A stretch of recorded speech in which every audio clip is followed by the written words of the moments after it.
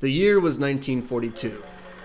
China, the UK, the United States, and 23 other countries signed the United Nations Declaration in response to Germany, Italy, and Japan's Tripartite Pact, which was signed a couple years prior. The Allies and the Axis were officially born, and World War II would go on to last another 3 very bloody years. Amongst familiar names like Mussolini, Hitler, Roosevelt, and Churchill were the lesser familiar names. Names like Audie Murphy, Warren Cressy, and Desmond Doss.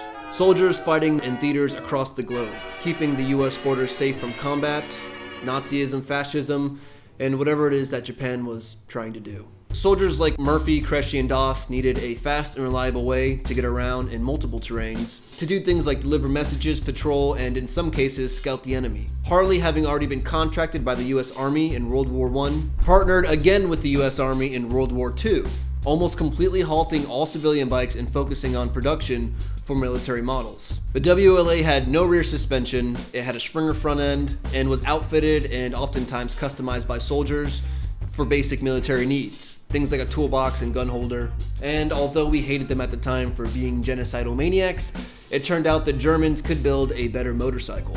Rapp Motorenwerk and Bergflugzeugwerk would later become known as the much easier for an American to say BMW. They made airplane engines for the German Luftwaffe and motorcycles and cars for the Waffen-SS, as well as other German soldiers. And when I say they, I mean the over 50% forced prisoner labor, which as history will show you can accomplish some of the greatest feats. So Harley did whatever any respecting competitor would do and looked to the enemy for inspiration.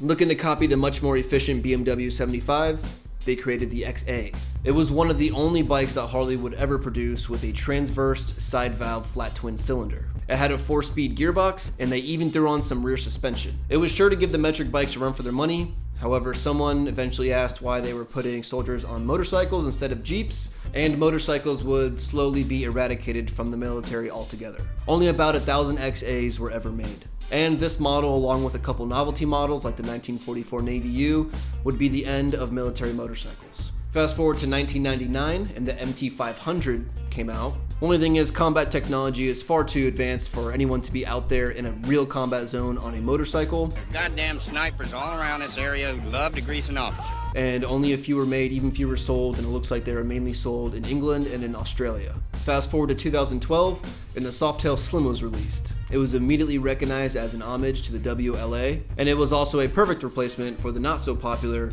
Softail Blackline.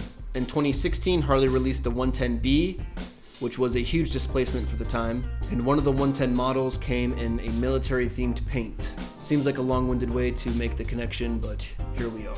As you can see here, we have a very beat-up WLA. We have one in the showroom, we've nicknamed it Dijon, and we're gonna go take it out for a test ride and see how it feels. Rapp, Motorenwerke, Bayerische Flugzeugwerke. It's just 2 different words, right? Yeah. Why are we saying this? What's going on here? Bayerische Motorenwerke, okay? Okay. I'm talking, these are the names I got from a World War II book. From what? From a World War II book.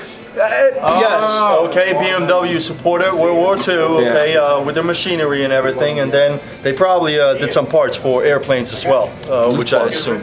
Luftwaffe. That's okay. how BMW started. That's what I read. Yes. And you know why it's white and blue? Because the Bavarian sky is white and blue. Yes, and looks like rotors. It's the symbol of the BMW sign. Hey, now you get all the facts. Now I know. Hey, why now you're talking to the experts. Yeah.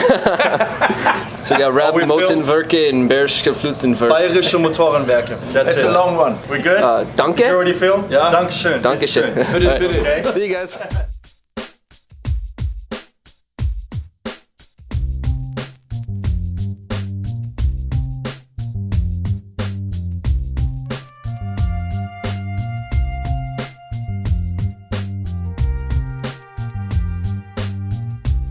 Apparently they went ahead and put bars on this bike. It's the only Slim we have.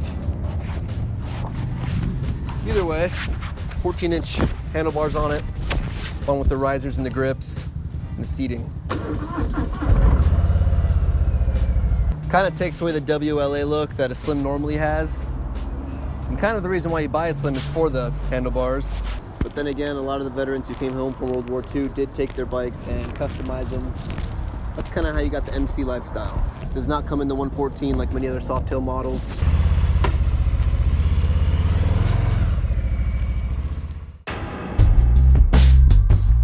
the next day, and apparently we did have a Slim in the back of the shop. It just wasn't PDI'd yet, so they went ahead and PDI'd it. So now I have a nice stock Slim to do a review on. I don't really know why we're taking all these bikes and putting all these parts on them, but this is going to be a more accurate description of what you'll actually get if you were to be riding a Slim.